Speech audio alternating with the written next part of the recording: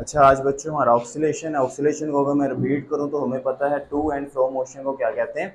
Oscillation body. ऐसी body जो to and fro motion करे वो ऑक्सीलेशन कहलाती है। ऑक्सीलेशन पीरियोडिक मोशन हो सकती है, लेकिन सारी पीरियोडिक मोशन ऑक्सीलेशन नहीं हो सकती। ठीक है, पीरियोडिक मोशन भी हमने देखा था कि अगर कोई ऑब्जेक्ट रिपीटेड रेगुलर इंटरवल कर रहा है तो वो उसकी मोशन को पीरियोडिक मोशन समझी जाती है। जो आज का टॉपिक है बेटा वो देखो, simple harmonic motion and circular motion. Simple harmonic motion and circular motion. इस बुक को पकड़ो। तो इससे पहले कि हम डिस्कस करें, अब हमने पांचवा चैप्टर कर लिया। हमने उसका वेलोसिटी, एंगुलर वेलोसिटी, उसकी एक्सेलरेशन, एंगुलर एक्सेलरेशन, हमने उसकी फ्रिक्वेंसी और मोमेंटम सब कुछ डिस्कस कर लिया। जब हम सिंपल हार्मोनिक मोशन पे आए ना, तो सिंपल हार्मोनिक मोशन में अभी तक ऐसी कोई चीज़ एग्जिस्ट की ही नहीं जिसका इजीली हम क्या फाइंड कर सके, डिस्प्लेसमेंट फाइंड कर सके, जिसका इजीली क्या कर सके। तो हमने क्या किया जी, सिंपल हार्मोनिक मोशन की रेप्लिकेशन ढूंढी। अगर इसकी खासियत इसके साथ मिलती होगी तो जो इसमें प्रॉपर्टी पाई जाएंगी तो वो इसमें भी पाई जा सकती हैं। जब हमने देखा तो सिंपल हार्मोनिक मोशन की कैरेक्टरिस्टिक्स किस में पाई गई? सर्कुलर मोशन में। तो हमने कहा जो सर्कुलर मोशन की कैरेक्टरिस्टिक्स होगी उसको कंसीडर किया जा सकता है किसके साथ? सिंपल हार्मोनिक मोशन के साथ। यानी अगर हम सर्कुलर मोशन को डिस्कस कर लें और उसकी रेप्लिका एग्जिस्ट नहीं करता अभी तक कंपेयर किया हुआ हमने किसको? इसको सर्कुलर मोशन के साथ। तो सर्कुलर मोशन डिस्कस पहले ही कर चुके हैं। अगर हम सर्कुलर मोशन को डिस्कस करते हुए अगर इसको एज अ पहले रेप्लिका बनाएंगे कि हाँ भी circular motion as a simple harmonic motion देता है, circular motion to and fro motion देता है, पहले ये कंसीडर करना। अगला काम कर लो, अभी मैं पढ़ा रहा हूँ। हाँ, इसको पहले अगला थोड़ा सा रीड कर लो ना, जितना करना उसको हाईलाइट करके लाइन लगा दो, इतना करना उसको रीड करो। चलो फर्क नहीं आएगा, सर आप ही से पूछ लेना, ठीक है? यहाँ से लेके यहाँ तक समझ आए। अब सबसे पहले हमने रेप्लिकेशन ढूंढनी है। सिंपल हार्मोनिक मोशन क्या होती है? To and fro motion. आप अभी नए हो, थोड़ा सा टाइम लगेगा एग्जिस्ट करते, लेकिन इंशाल्लाह जैसे जैसे वक्त गुजरता जाएगा आपको इसके अंदर ग्रिप हो जाएगी। काफ़ी बच्चे नए आए हैं, क्यों भी होता है, समझ आ रही है ना? ठीक है, काफ़ी बच्चे हैं जो नए आते हैं, उनको थोड़ी सी प्रॉब्लम होती है, लेकिन इतनी नहीं हो सकती, उसकी नहीं टेंशन लेनी। अब हमने सिर्फ इसको कंपेयर करना। मैं पहले बना लेता हूँ सिंपल हार्मोनिक मोशन के, पहले एग्जांपल बना लेता हूँ। जो उन्होंने बनाई मैं वही बनाता हूँ। वो कहते हैं mass attach a spring vertically. इस पर मैस किस तरह अटैच है?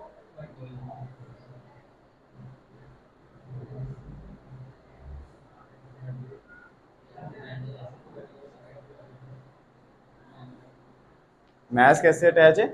वर्टिकली। क्लियर है? ये इसकी कौन सी पोजीशन है अभी? मेन पोजीशन है। ये इसकी कौन सी पोजीशन है? रेस्ट की पोजीशन पे। यहाँ पे डिस्प्लेसमेंट क्या है? जीरो है। इसको उन्होंने P1 कहा है, मैं भी P1 कह देता हूँ। ठीक हो गया? पॉइंट्स आगे पीछे हो जाएंगे कोई बात नहीं, तो हम अपना नाम देकर उसे एक्सप्लेन कर देंगे। ठीक है, अब वर्ड टू वर्ड से ना याद हो सके, लेकिन देखो यहाँ पे x की वैल्यू क्या है? जीरो है। यहाँ पे मैं इनकी रेप्लिकेशन बनाने लगा हूँ लाइन डॉटेड लाइन से।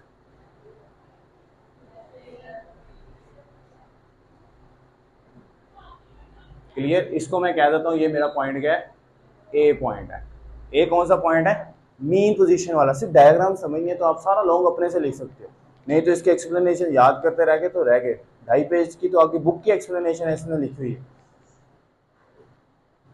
ठीक है, तो एक्सप्लेनेशन जितनी शॉर्ट करके और अपनी वर्डिंग में लिख सकते हो तो उतना ही फायदा आपको, क्योंकि उन्होंने पूछना क्या है? इंस्टैन्टेनियस डिस्प्लेसमेंट पूछना है या इंस्टैन्टेनियस एक्सेलरेशन पूछना है, इंस्टैन्टेनियस वो। तो इसको एक्सप्लेन करने के बाद ही उधर जाएंगे। आ रही समझ? तो कोशिश करना जितनी आसानी से। अब वो कहते हैं कि ये मीन पोजीशन पे पॉइंट मैस क्या? P1 है। जो x है वो क्या मेरे पास? जीरो है। क्लियर हो गया? और यहाँ पे फोर्स भी क्या है? जीरो है। क्लियर हो गया? ये पॉइंट ए है। मैं इधर भी एक पॉइंट बना लेता हूं।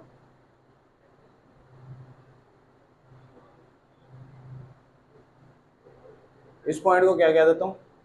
B point. एक इधर भी पॉइंट बना लेता हूं।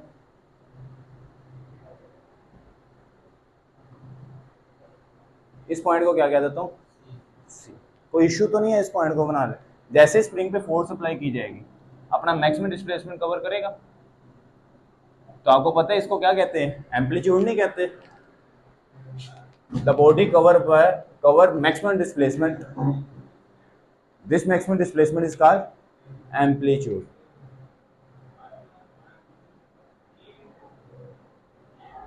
A body cover maximum displacement और this maximum displacement is called amplitude। Amplitude को ए से भी रिप्रेजेंट करो बेशक, एक्स नॉट से रिप्रेजेंट करो। जैसे मैं फोर्स अप्लाई करूंगा तो बॉडी क्या जाएगी, ए टू क्या जाएगी, सी की तरफ जाएगी and reach as a maximum displacement. तो कहां पे पहुंच जाएगी, maximum displacement.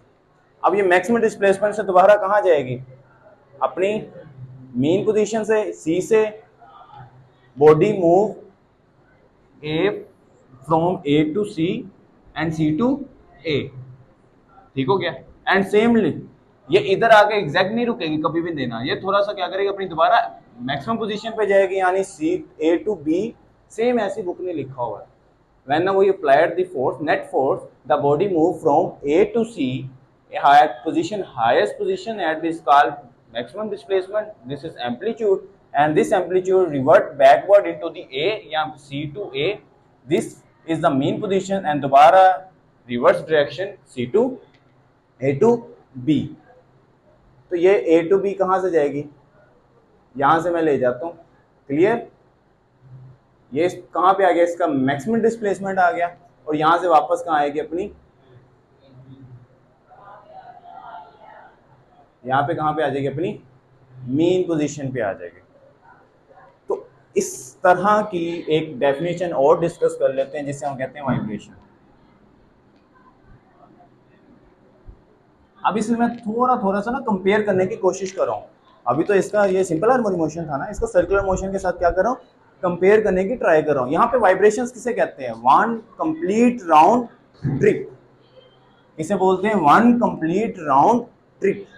This is called vibration, one complete round trip, this is called vibration. अब देखो यहाँ पे वाइब्रेशन देखो, वन कंप्लीट राउंड ट्रिप कहाँ जाके हुआ, जब ये ए टू सी गया, C to A to B and B to A, यहाँ पे जाके मुझे क्या मिलेगी, ए कंप्लीट वाइब्रेशन मिली, यहाँ पे कंप्लीट वाइब्रेशन। और जो टाइम लगा, the time required to complete one vibration, this is called time period, this is called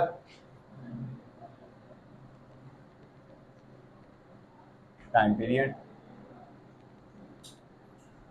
आ रही समझ, ये तो सिर्फ मैं सिंपल हार्मोनिक मोशन को, उसकी एप्लीकेशन अभी सिंपल हार्मोनिक मोशन की यूनिफॉर्म सर्कुलर मोशन के साथ करनी है, तब भी करेंगे जब हमें थोड़ी सी सिंपल हार्मोनिक मोशन का पता होगा।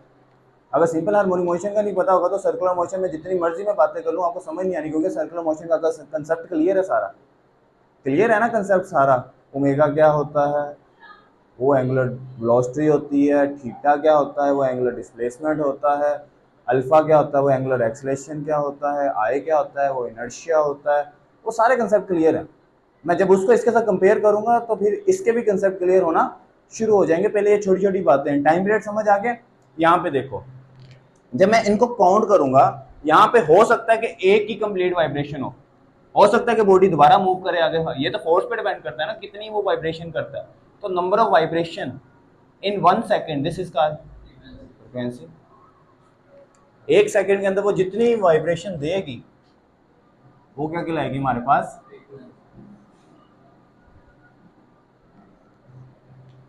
ठीक हो गया। फ्रीक्वेंसी क्या होगी, number of vibration in 1 second. यहाँ तक क्लियर हो गया। अब यहाँ पे कुछ रूल अप्लाई करते हैं। टोटल वाइब्रेशन क्या देती है हमें, टाइम पीरियड। तो टाइम पीरियड को किससे रिप्रेजेंट करते हैं, यहाँ पे टाइम पीरियड कितने हिस्सों पे डिवाइड है, 1 2 3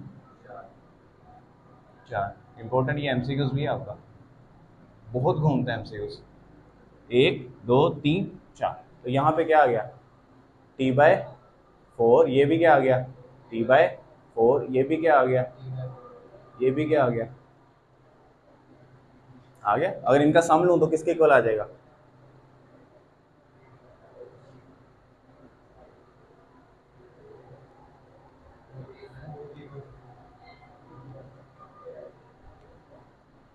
अगर मैं इसका थर्ड पार्ट का सम लूँ तो किसके इक्वल आ जाएगा?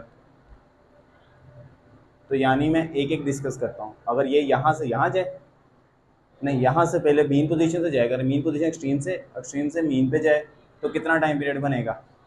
t/2। कहाँ पे जाएगा? जब मीन टू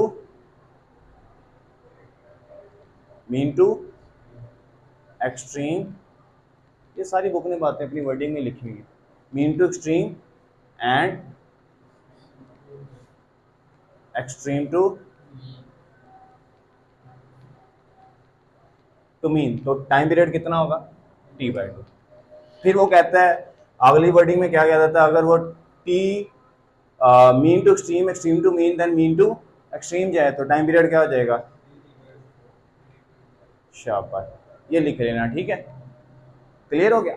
यही बुक आप बुक ओपन करके देखो तो उसकी ये 5वीं 6ठी लाइन में आपको इसके टाइम पीरियड मिल जाते हैं। यहाँ तक बात क्लियर है बेटा? अब सर्कुलर मोशन की थोड़ी सी बातें करें। मैं इस चीज़ को रेज करूँगा।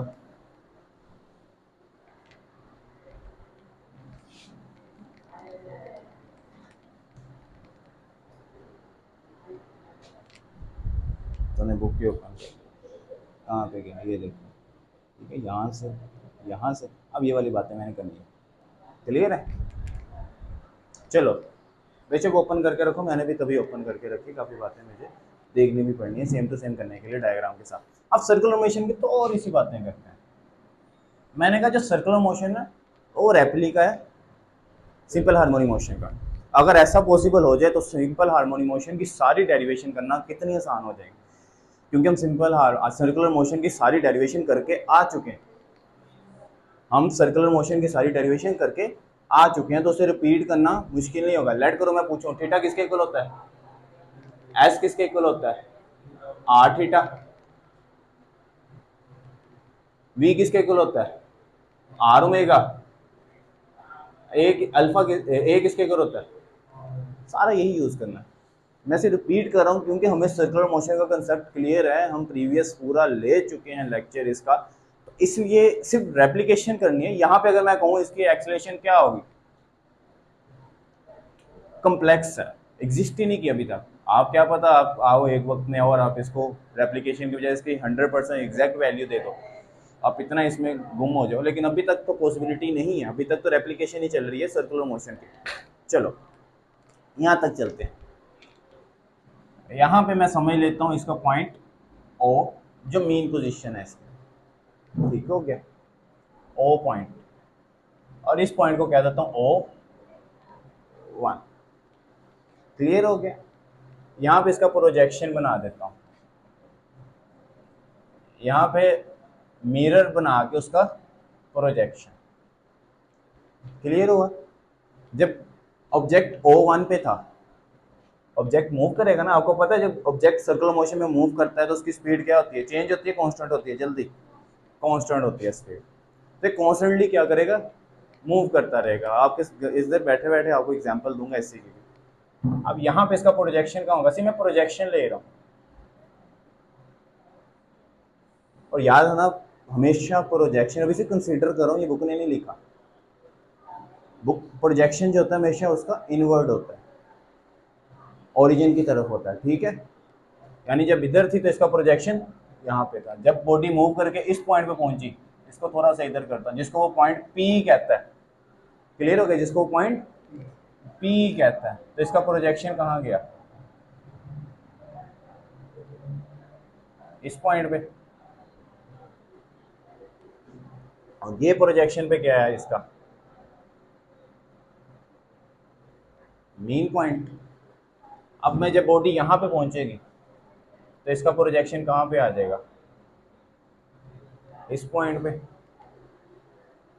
और जब बॉडी यहाँ पे पहुंची थी तो इसका प्रोजेक्शन कहाँ पे आ गया? क्या बॉडी इस पॉइंट को आगे जब क्रॉस कर सकती है? जब फिर दोबारा कहाँ आएगी? तो क्या बॉडी पहले यहाँ से यहाँ पे गई, फिर बॉडी वापस कहाँ आ रही है? यहाँ पे। कंसीडर करो, पहले बॉडी यहाँ से यहाँ पे थी, पहले बॉडी किस हालत में थी? इस कंडीशन में। मैस यहाँ पे था, जब घूम के वो कहाँ पे आया, यहाँ पे, जब इस पोजीशन पे आया तो घूम के कहाँ गया, यानी पहले बॉडी किस तरह थी, इस तरह ही, फिर बॉडी इस तरह गई। यही डिस्प्लेसमेंट यहाँ देखो, बॉडी यहाँ से जब यहाँ से यहाँ होती गई तो किधर गई बॉडी, यहाँ तक, फिर यहाँ से होते हुए कहाँ आ रही बॉडी, वापस अपनी मीन पोजीशन की तरफ।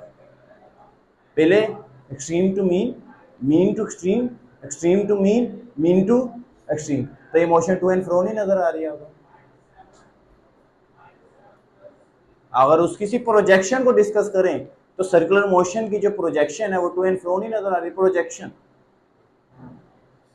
कंसीडर किया जाए, ये कंसीडर करना पड़ेगा ना, क्योंकि सारा इसी के ऊपर चैप्टर है, कंसीडर ना किया तो मैं चैप्टर आपको क्या समझा पाऊंगा। फॉर एग्जांपल ये फैन नजर आ रहा है, कौन सी मोशन है, उसकी प्रोजेक्शन देखो, उसकी प्रोजेक्शन आपको एक वाइब्रेशन नहीं नजर आ रही, प्रोजेक्शन है ना, पूरा सर्कल होता नजर आ रहा है आपको, सर्कल होता नहीं नजर आ रहा आपको, वाइब्रेट करता नजर आ रहा है। ये भी क्लियर नहीं है वाइब्रेशन, जब इसको और प्रोजेक्शन बनाया जाए, इसको और क्लियरली प्रोजेक्शन बनाया कर, ये दिखाते हैं। वो क्या करते हैं जी, एक रोप लेते हैं, रोप के साथ एक बॉल या बॉक्स को बांधते हैं, उसको पहले इस तरह घुमाते हैं तो सर्कुलर मोशन होते हैं, उसको इस तरह एंगल पे ले आते हैं कि आपको लगता है कि बॉडी वो यहाँ पे, यहाँ से बॉडी यहाँ पे जा रही, बस आपको ये चीज नजर आती है, और यहाँ से बॉडी यहाँ नजर आती है बस। जब मैं इस तरह घुमाऊंगा तो बॉडी का आपको सिर्फ फ्रंट नजर आता है, आ रही समझ, तो इतनी स्पीड से घुमाते हैं तो आपको सिर्फ बॉडी एक्सटेंशन नजर आती है, ठीक है। तो ये क्या हो गया, रेप्लिकेशन नहीं होगी सिंपल हार्मोनिक मोशन की, यूनिफॉर्म सर्कुलर मोशन, क्लियर हो गया। ये बेटा आज का आपका रेप्लिकेशन की कंसेप्ट है, यहाँ तक कंसेप्ट समझ आ गया। मैं किसी एक पॉइंट को डिस्कस कर दूंगा, छोड़ दो वही है, वो वाइब्रेशन ही दे रहा है आपको, पता नहीं क्यों इसका पूरा, उसका पिछला साइड कहाँ नजर आ रही है आपको, हैं टू एंड फ्रो दे रहा है ये अभी तो, क्योंकि ये थोड़ा सा टन पे है ना, थोड़ा सा मुश्किल हो रही है, जब बिल्कुल आपको इस एंगल पे लेके आएगा जिसपे आपकी आंखें धोखा खाएंगी, तो वो धोखा इस तरह खाएंगे कि आपको इस तरह प्रोजेक्शन नजर आएगा, to and fro, to and fro and to and fro. तो आज हमने मान लिया है जी circular motion to and fro motion देता है, और ये मानना पड़ेगा कि वो टू एंड फ्रो मोशन देता है, और मान भी लिया हमने। अब ये हमने डिस्कस किया टाइम पीरियड, अब इसके एंगल डिस्कस करें। वन टिप पे क्या दिया इसने, पूरा टाइम दिया, ठीक हो गया। अब यहाँ पे अगर सर्कुलर मोशन को अगर मैं डिस्कस करूँ, लेट करो, यहाँ पे सर्कुलर मोशन कितना होता है, 0 डिग्री, डिग्रीज पे बात करते हैं ना, सर्कुलर मोशन की डिग्रीज पे होती है, यहाँ पे कितना होता है, या π/2 कह देते हैं, क्लियर है। यहाँ पे कितना होता है 180, यानी पाई, यहाँ पे कितना होता है 3π/2 यानी 270। सिंपल हार्मोनिक मोशन कौन सी कब देता है, सेव साइन वेव देता है, यानी साइन वेव ही देता है ना। इसको मैं रेस करता हूँ, फिर दोबारा बनाऊंगा इसको, अभी सिर्फ एप्लीकेशन को डिस्कस कर रहा हूँ, ठीक है। बस इसको डिस्कस करूंगा, आपकी एक्सप्लेनेशन क्लियर हो जाएगी। अब यहाँ पे मैं इसको रेस नहीं करता, तो इसको रेस कर दो, इसकी समझ आ गई आपको, चलो इसकी जरूरत भी नहीं है। अब यहाँ पे देखो, यहाँ पे देखो, यहाँ पे बॉडी कहाँ पे गई, मीन टू एक्सट्रीम पोजीशन। तो ये देखो, ये और इसकी ये पोजीशन सेम नहीं हो जाएगी, अगर मैं इसके बिल्कुल फ्रंट इसको नीचे बनाऊं, तो ये जो इसको मैं डी कह देता हूँ पॉइंट, द पॉइंट डी और बी सेम नहीं हो जाएगा। बुक भी यही लिख रही है कि सर्कुलर मोशन की जो डी पॉइंट है वो किसका क्या है, एक्सट्रीम पॉइंट है, और ओ इसका पॉइंट क्या है, मीन पॉइंट है जो ए से मिलेगा, और जो ये ई पॉइंट है ये क्या है मेरे, इसका एक्सट्रीम पॉइंट है, ये एक्सट्रीम पॉइंट है, और ये ए पॉइंट है। समझ आ गया। जब बॉडी अपने एक्सट्रीम पॉइंट पे पहुंचेगी तो t/4 होगी, तो एंगल कितना होगा π/2, आई समझ। तो यानी यहाँ पे एंगल कितना होगा π/2। एमसीक्यू उसके लिए भी याद करो, बुक ने भी लिखी है, आपने देख लो वैसे π/2 लिखे हुए हैं ना, इसको अपनी वर्डिंग में लिख लो या सेम बुक टू कर लो, ये आपकी मर्जी। लिखा है कहीं क्या, उसको ड्राइव कर लेंगे ना, क्या सीरियस, पाई की रिलेशन दी हुई है ना, उसको ड्राइव कर लेंगे। चलो आगे देखो, ये देखो बेटा क्या है, ये क्या लिखा, ये क्या है, हाँ चलो आ जाओ नेक्स्ट। जब वो अपना इस पोजीशन पे पहुंचेगा, ये पोजीशन कौन सी है, ए, ये किसकी प्रोजेक्शन है, ए की, ओ भी मीन पोजीशन की, और ये भी कौन सी पोजीशन है, इसकी मीन पोजीशन है ना। अगर मैं इसको सेम यहाँ पे बनाऊं डायग्राम को सेम, तो ये डी हो जाएगा, ये ए हो जाएगा, और ये सी हो जाएगा, ये बी हो जाएगा, ये ए हो जाएगा, और ये सी हो जाएगा। जब इस पॉइंट पे पहुंचेगा तो प्रोजेक्शन ए का नहीं देगा, तो यहाँ पे एंगल कितना होता है, पाए। तो यहाँ पे t/4 है ना, टाइम t/4 है, लेकिन है यहाँ पे क्या है, पाए। यहाँ मैं कह सकता हूँ t/2। इस पॉइंट पे क्या है मेरे पास, t/2। देखो इस टाइम इस पॉइंट पे क्या है मेरे पास, t/2। अगर मैं इसको वेव फॉर्म में बना लूँ, सिर्फ वेव फॉर्म में बना दो, यहाँ से देखो सर्कल का हाफ ले रहा हूँ मैं, सर्कल का पहला हाफ इतना नहीं हुआ, इस दो लाइन को सर्कल के हिसाब से कंपेयर ना कर दूं, कर सकता हूं। ये mean to extreme, extreme to mean as a circle उठा के लिखो तो ऐसा नहीं लिखा जाएगा, तो ये साइन वेव नहीं बन गई, इसे साइन वेव भी बोलते हैं। क्लियर हो गया, समझ आ रही है यहाँ तक आपको। ये क्या बन जाएगा इसका, सर्कल से पूरा उठा के, ये इतना हिस्सा पूरा उठा के लिखो, सर्कल पे बन गया। तो इसका मैं प्रोजेक्शन बनाता हूँ, यहाँ पे कितना था इसका मैक्सिमम, π/2, और यहाँ पे टी टाइम कितना था, t/4। यहाँ पे टाइम कितना निकला, t/2। एंगल कितना निकला, ये भी t/4, ये भी t/4, तो यहाँ पे आगे क्या बन गया, t/2 बन गया। क्लियर है। उसके बाद देखो अगली डायग्राम देखो, जब वो यहाँ से दोबारा कहाँ गया, ई पे, तो कहाँ पे पहुंचा, अपनी एक्सट्रीम पोजीशन पे, और एक्सट्रीम पोजीशन पे क्या एंगल बन गया, 3π/2 नहीं है, मुझे कंफ्यूज करी जा रहे हो। फिर एक्सट्रीम से कहाँ गया, मीन पे गया, तो फिर क्या बना मेरे पास, 2π। तो अब ये नीचे वाले कर्व को मैं आगे हिस्से के साथ जोड़ दूं, अगले पार्ट के साथ जोड़ दूं, तो ऐसे नहीं जुड़ेगा सर्कुलर मोशन में। इसी को मैं उठा के अगर यहाँ पे मेंशन कर दूं इसकी जगह, कोई इशू। तो यहाँ पे मेरे पास क्या था, 3π/2, और टाइम पीरियड कितना था हमारे पास, 3t/4। ऐसे ही था ना, mean to extreme, extreme to mean, and mean to extreme, time period क्या हो जाएगा, 3t/4। बिल्कुल आसान है, ये बातें बच्चों वाली हैं, खुद भी लिख लो, इससे कोई फर्क नहीं पड़ता, याद करके लिख लो, रट्टा लगा के लिख लो, आगे मर्जी है, बच्चों वाली बातें। कंपेयर कर लिया हमने, दो हिस्सों को तोड़ दिया सर्कल को, क्योंकि मेरे पास ये वाला ये तो ये दे रहा था ना अटैच स्प्रिंग, इसको रेप्लिकेशन बना दिया मैंने। उसके बाद यहाँ पे कितना निकला था एंगल, 2/, और टाइम पीरियड कितना निकला, तो क्रस्ट और ट्रफ भी बन गया, एक वाइब्रेशन भी मिल गई। द टोटल वाइब्रेशन फ्रिक्वेंसी कितनी होगी इसकी, 1 हर्ट्ज होगी, 1 हर्ट्ज होगी ना। एक वाइब्रेशन कंप्लीट की तो फ्रिक्वेंसी क्या होगी, 1 हर्ट्ज होगी, 1 सेकेंड के अंदर। आ रही है समझ यहाँ तक, आज का लॉन्ग बेटा आपके एक्सप्लेनेशन का। यहाँ तक कोई मुश्किल हो जिसको नहीं समझ आई हो, जिसको यहाँ तक समझ आ गई, बाकी आगे कोई बात नहीं, आगे से डायग्राम को तोड़ना है और उसमें से डिस्प्लेसमेंट निकालना है। आगे पैथागोरस आते हैं आपको, किस किस को पैथागोरस आते हैं, उमर, चलो आ जाएंगे, sine theta, cos theta, tan theta, यहाँ तक समझ आ गया। मैं इसको अब रेस करूँगा, उस डायग्राम को रहने देता हूँ, बाकी डायग्राम को रेस कर देता हूँ। आगे डायग्राम आपके सामने है।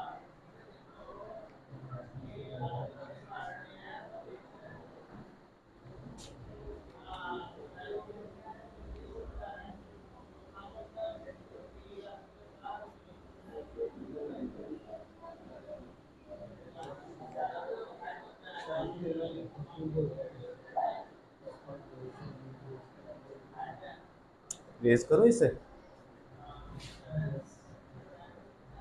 भी रेस।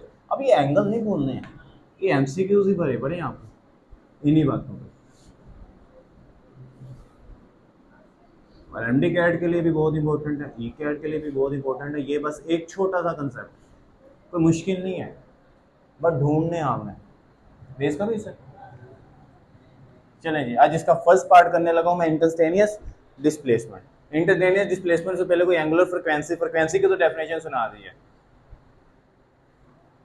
एंगुलर फ्रीक्वेंसी की डेफिनेशन को सुना सकता हूँ।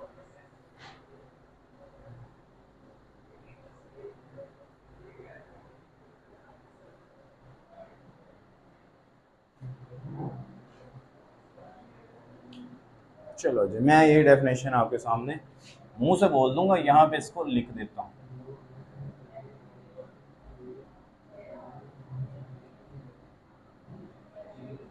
ये जितनी मैं डेफिनेशन बोली है ना, शॉर्ट के लिए बोलता हूँ, ये एमसीक्यूज के लिए बोलता हूँ, ये लॉन्ग का पार्ट थोड़ी है। यहाँ पे डेफिनेशन नहीं लिखी बेटा, बुक तो खोल ली है। The angular displacement of any element of waveform in unit time is called angular frequency। Formula मैं दे देता हूँ, एंगुलर फ्रीक्वेंसी को भी बेटा ओमेगा से रिप्रेजेंट किया जाता है, और ओमेगा को और किसको रिप्रेजेंट किया जाता है ओमेगा से, खुदा ओमेगा को किससे रिप्रेजेंट किया जाता है और कोई, यहाँ पे तो एंगुलर फ्रीक्वेंसी को ओमेगा से रिप्रेजेंट पूछ रहा हूँ, फॉर्मूला नहीं पूछ रहा। बुक पे नजर है 2 पाए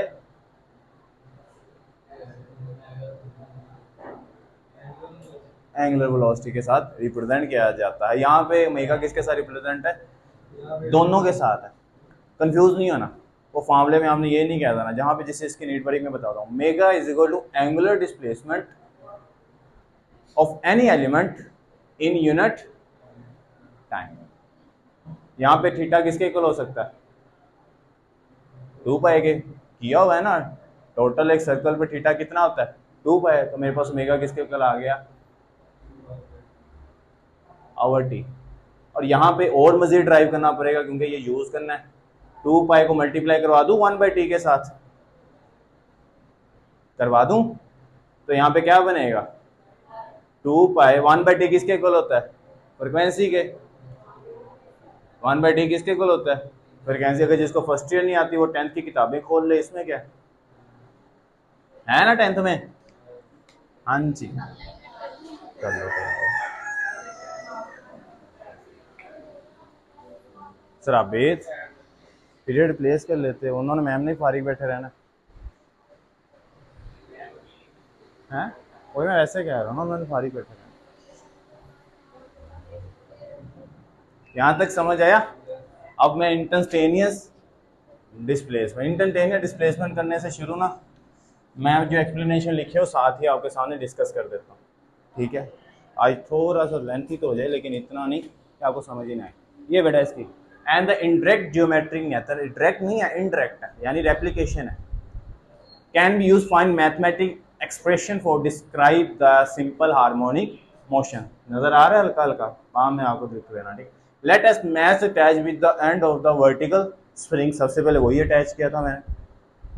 vibrate harmonically with the period T frequency F, amplitude जो ए था वो किससे रिप्रेजेंट किया इन्होंने एक्स नॉट से, और डिस्प्लेसमेंट को किससे रिप्रेजेंट करूंगा एक्स से, ठीक हो गया, जो उसकी मीन पोजीशन बताता। Motion of the mass display by the pointer P1, जो भी डायग्राम बनानी भी है वो बना भी लेते हैं, ये डायग्राम की नीड है, सर्कल जैसा भी बना बस ले लो इससे। यहाँ पे साथ साथ डायग्राम बना, ये मेरे पास पॉइंट O, ये मेरे पास पॉइंट O1, और ये मेरे पास D आ गया, और ये मेरे पास क्या आ गया E आ गया। जब बॉडी अपनी मीन टू एक्सट्रीम जाएगी और एक्सट्रीम का भी हाफ जाएगी, कहाँ तक जाती है मीन का भी एक्सट्रीम का भी हाफ जाती है, तो इस पॉइंट को क्या कह दिया उन्होंने P। तो इसका प्रोजेक्शन कहाँ होगा यहाँ पे, मैंने क्या कहा था हमेशा ओरिजिन की तरफ होता है, यानी मीन पोजीशन की तरफ होता है उसका प्रोजेक्शन, क्योंकि हर बॉडी चाहती है कि अपनी मीन पोजीशन की तरफ आए। यही तो सिंपल हार्मोनिक मोशन था। सिंपल हार्मोनिक मोशन क्या था, acceleration directly proportional to the displacement but in opposite direction. तो हमेशा वो क्या रहता था, इसकी अपनी मीन पोजीशन की तरफ जाता था। तो मैं इस पॉइंट को क्या कहने वाला हूँ, इस पॉइंट को मैं कहने वाला हूँ एन। तो यहां से रेडियस उठ के कहां गया, यहां पे, तो ये रेडियस इसका ये नहीं बन जाएगा, क्लियर हो गया, यहाँ पे इसका रेडियस यहाँ पे बन गया। आगे चलो, यहाँ पे ये बातें आने वाली थी इसलिए मैंने डिस्कस कर दिया। On the line B C with a mean position, B and C इसकी एक्सट्रीम पोजीशन है, शो इन फिगर, जो आपके सामने ये शो इन फिगर होगी। अभी क्लियर नहीं आएगी नजर, ठीक है, अगर मैं इसको ऑफ करूंगा तब थोड़ी सी क्लियर हो जाएगी, बाकी इसको क्लियर मैंने आपके सामने पहले बना के दिखा दिया, तोड़ तोड़ के मैंने इसको छोटे छोटे पार्ट्स के अंदर बना के इसको दिखा दिया, छोटे छोटे पार्ट्स। ये भी वेव फॉर्म भी बना के दिखा दिया अलग से, ये भी बना के खिला दी, और जो मैंने खिला दी कह दी बना के दिखा दी, और जो इससे पहले था वो मैंने क्या किया था इसके सामने, जो इसका था उसका टाइम पीरियड भी आपके सामने T/4 डिस्कस कर लिया। यहाँ पे मुश्किल हो रही होगी आपको T/, ढूंढने में, है ना, लेकिन इन्होंने T/ नहीं बनाया, कहीं बनाया इन्होंने T/4 कहाँ होता है, डायग्राम में नहीं बनाया, लेकिन बुक ने डिस्कस किया था, हमें वो जरूरत थी। आगे चलते हैं, इसी तरह ही चलते हैं, फिर इस तरह चलते हैं। एट टाइम t, जब टाइम t क्या था, 0 था, किस पे टाइम t 0 था, यहाँ पे टाइम क्या था, 0 था, क्योंकि बॉडी क्या थी, रेस्ट की हालत में है। जैसे ही मैंने इस पे फोर्स अप्लाई की तो यहाँ पे कुछ टाइम बाद वो अपनी किस पोजीशन पे चला गया, दोनों के बिटवीन आ गया, इस पॉइंट पे आ गया। The force acting pointer P1 is at the mean position A, the pointer move between extreme position B, तो पॉइंटर मूव करेगा अपनी एक्सट्रीम पोजीशन B की तरफ, जो डायग्राम में ये लाइंस बनाई है उसको रिप्रेजेंट कर रहा है। मेन इसको रिप्रेजेंट करना और इसकी रेप्लिकेशन क्या लेनी है, ये लेनी है। तो वो पॉइंट किधर चला गया, बी पोजीशन पे, आपको पता है डी यहाँ पे बी को रिप्रेजेंट कर रहा है। उसके बाद in the way move from A to B, B to A and A to C, C to A at time instant T/4, T/2, 3T/4 and T respectively. T/4 यहाँ पे, T/2 यहाँ पे, 3T/2 और यहाँ पे दोबारा T। उसके बाद the concept of circular motion is introduced by considering at a point moving on a circle radius x not. Radius को किससे रिप्रेजेंट किया, x नॉट से। यहाँ पे रेडियस ये है और रेडियस कहाँ पे चला गया, अब इस पॉइंट पे, तो इसको किससे रिप्रेजेंट किया उन्होंने, x नॉट से रिप्रेजेंट किया। रेडियस को किससे रिप्रेजेंट किया, x नॉट से, मैंने वो भी रिप्रेजेंट कर दिया with the uniform angular frequency. Angular frequency भी आ गया, एंगुलर फ्रीक्वेंसी किसके इक्वल है, omega is equal to 2π/t या omega is equal to 2πf, ये दोनों याद रखने हैं, omega is equal to 2π/t। The radius of circle in the same amplitude of vibration of the pointer motion. ये radius उसी point को discuss करेगा जो एम्पलीट्यूड को, क्योंकि रेडियस किस पॉइंट पे जा रहा है, अपनी एक्सट्रीम पोजीशन की तरफ जा रहा है, तो एक्सट्रीम पोजीशन पे क्या होता है, एम्पलीट्यूड होता है। तो उन्होंने यही कह दिया कि रेडियस दरअसल एम्पलीट्यूड को क्या करेगा, रिप्रेजेंट करेगा। फिर वो रेडियस कहाँ पे आएगा, अपनी मीन पोजीशन पे, फिर रेडियस कहाँ जाएगा, अपनी एक्सट्रीम पोजीशन पे, फिर रेडियस कहाँ आएगा, अपनी मीन पोजीशन पे आएगा। बातें समझ आ रही हैं कुछ कुछ।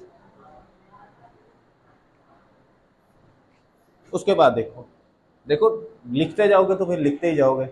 ड्रा परपेंडिकुलर पीएन, मैंने पीएन परपेंडिकुलर बना दिया, उसका प्रोजेक्शन बना दिया पीएन का, ठीक हो गया। यहाँ पे परपेंडिकुलर आया 90 का डिग्री आया, परपेंडिकुलर कैसे बोलते हैं, मेक द एंगल 90 डिग्री, ऐसे ही है या नहीं है, गलत हो तो बता देना, गलत हो सकता है, इतनी मैथ अच्छी नहीं है मेरी, आपसे तो अच्छी है ना। अच्छा, vertical diameter the circle and the pointer n is called projection of the pointer। p on the diameter, हमें पता है सर्कल का डायमीटर कितना होता है, कोई बता सकता है, पूरा कितना, 2πr नहीं होता, डी ई है पूरा, ठीक हो गया। डी भी हो सकता है, अगर मैं इसका नाम दे दूंगा तो O1 और ये भी हो सकता है, लेकिन उन्होंने ये वाली लाइन ले लिया। डायमीटर हम ये भी ले सकते हैं, डायमीटर ये भी, डायमीटर क्या लिया उन्होंने, डी ई, क्योंकि डी भी एक्सट्रीम पोजीशन पे है और ए भी, और ई भी क्या है, एक्सट्रीम पोजीशन, इसलिए उन्होंने डायमीटर वो लिया जो एक्सट्रीम पोजीशन, मेन पोजीशन वाला डायमीटर इन्होंने नहीं लिया। तो ये भी तो हो सकता था ना डायमीटर, इसका कोई नाम दे के, लेकिन डायमीटर ये क्यों नहीं हुआ, क्योंकि दोनों मेन पोजीशन पे थे। मेन पोजीशन पे डिस्प्लेसमेंट क्या रहता, 0 रहता, तो आपका एम्पलीट्यूड भी क्या रहता, 0 रहता। Which is a parallel to the line vibration of the pointer, ये बिल्कुल पैरेलल लाइन है, वो आपने देखी होगी जो इस लाइन बनी थी, मीन टू एक्सट्रीम जाते हुए T/, वो सेम उसके मुताबिक उन्होंने इधर वो बात करेंगे। As a pointer P describe the uniform circular motion. Uniform circular motion का मतलब है कि कांस्टेंट स्पीड है। एंगुलर स्पीड बेटा ओमेगा, हमें पता है। एंगुलर वेलोसिटी, एंगुलर स्पीड किससे रिप्रेजेंट होती है, ओमेगा से। and oscillate to and fro motion on the diameter d with the time period t. The position of the p at t is equal to 0 is O1 and on the circle and n is a mean position O.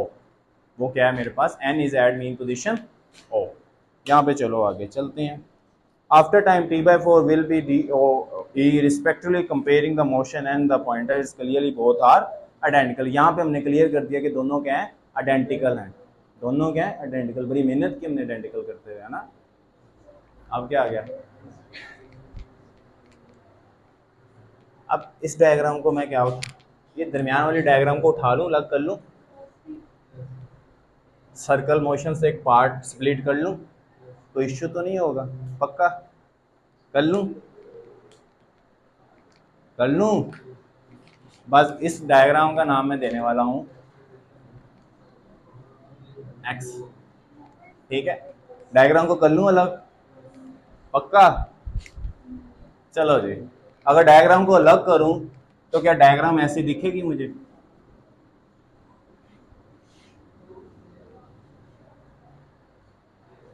Same किया, कोई गलती? तो कोई बात नहीं, कोई गलती है तो उसकी माफ़ी. लेकिन यहाँ तक मैं इसको रिप्रेजेंट करूंगा. ये पॉइंट क्या था और ये पॉइंट क्या था, ये पॉइंट क्या था. तो क्या ट्रायंगल कौन सी होगी?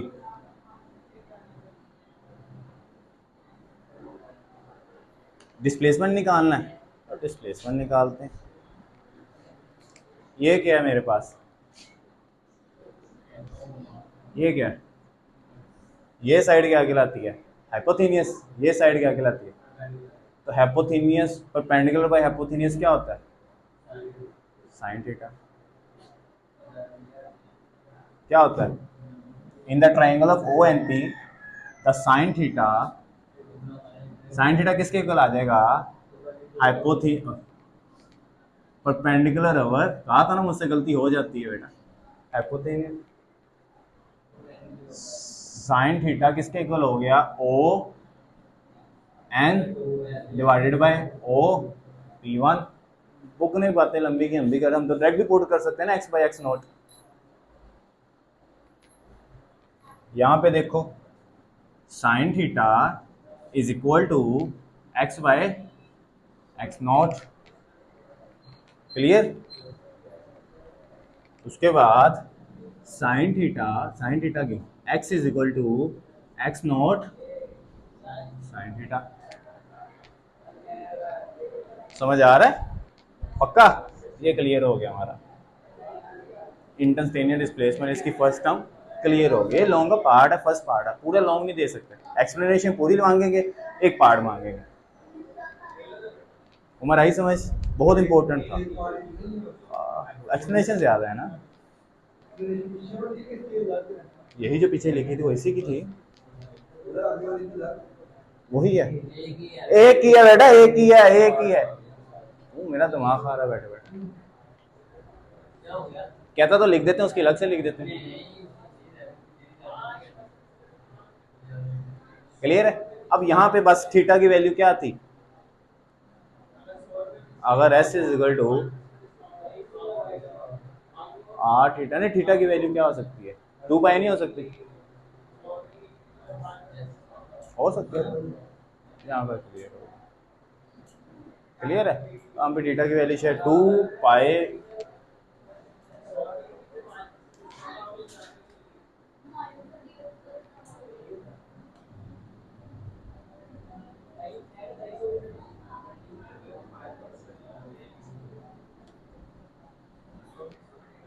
देखना ये है 2 पाई टी पुट किया हुआ उन्होंने, आपको नहीं समझ आना. उन्होंने यहाँ तो पुट ही नहीं किया. Omega T, omega T theta is equal to क्या है, ओमेगा टी.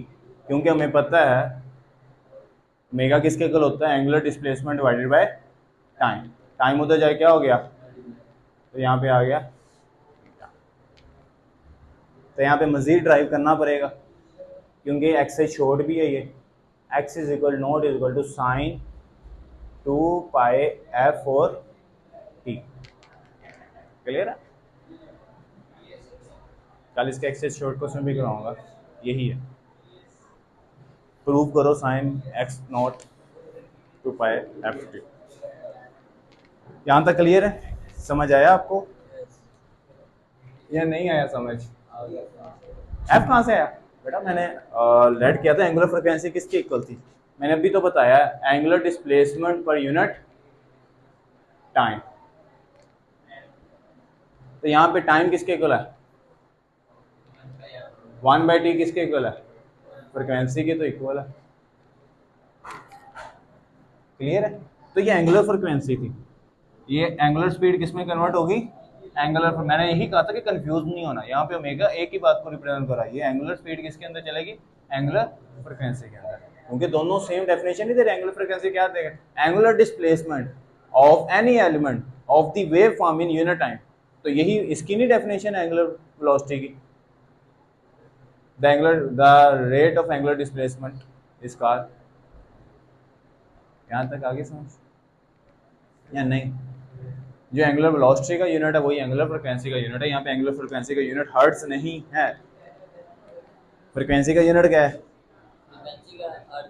हाँ, और एंगुलर फ्रिक्वेंसी का हर्ट्ज नहीं है। ये कंफ्यूज नहीं होना आपने। यहाँ तक समझ आ गई आपको बेटा? अब इंस्टेंटेनियस क्या फाइंड कर लें? इंस्टेंटेनियस वेलोसिटी फाइंड कर लें।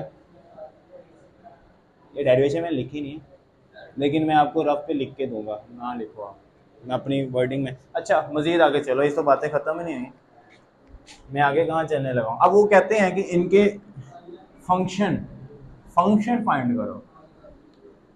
क्या फाइंड करो? फंक्शन फाइंड करो कि डिस्प्लेसमेंट कहाँ जीरो होता है, कहाँ जीरो नहीं होता। जब थीटा जीरो हो तो देखो x इज इक्वल टू क्या है? x नॉट साइन जीरो, तो डिस्प्लेसमेंट क्या हो जाएगा? Zero.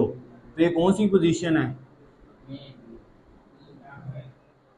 Displacement zero. Theta zero कब था? जो अपनी मीन पोजीशन पे था, यानी पॉइंट ओ पे था। जैसे मूव करते हुए अपनी एक्सट्रीम पोजीशन पे जाएगा। एक्सट्रीम पोजीशन पे थीटा क्या है? 90। तो यहाँ पे डायरेक्ट पुट कर दूं, x क्या आ जाएगा? तो डिस्प्लेसमेंट किसके अंदर चला जाएगा? एम्पलीट्यूड के अंदर, अपनी मैक्सिमम डिस्प्लेसमेंट के अंदर चला जाएगा। इसी तरह उन्होंने फाइंड किया, अगर थीटा मेरे पास 180 हो तो साइन क्या आ जाएगा मेरे पास? साइन क्या कह रहा है? एक्स क्या आ जाएगा? जीरो, क्योंकि फिर क्या आ गया?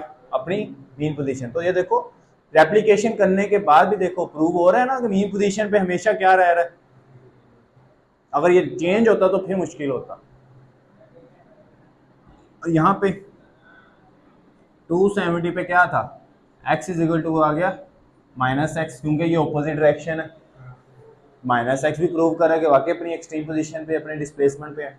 फिर लास्ट वो पुट करते हैं थीटा इज इक्वल टू 360। तो यहाँ पे क्या आ गया? x इज इक्वल टू 0, क्योंकि 360 पे भी वो क्या अपनी मीन पोजीशन पे है। तो इट्स प्रूव दैट कि ये सिंपल हार्मोनिक मोशन क्या है मेरे पास, एक आइडेंटिकल है सिंपल यूनिफॉर्म सर्कुलर मोशन का। रेज करो इसे।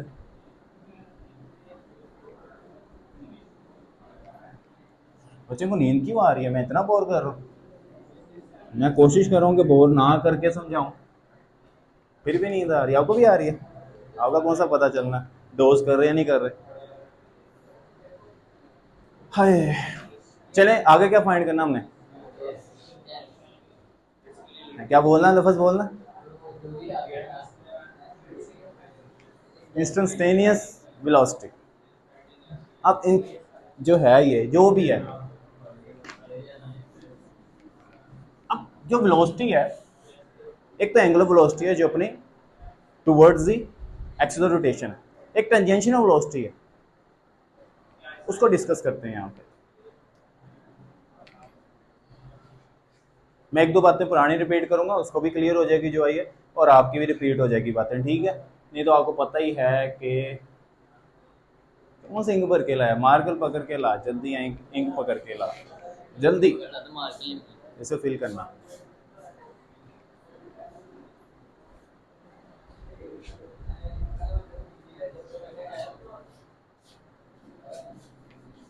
जल्दी फिल कर दो।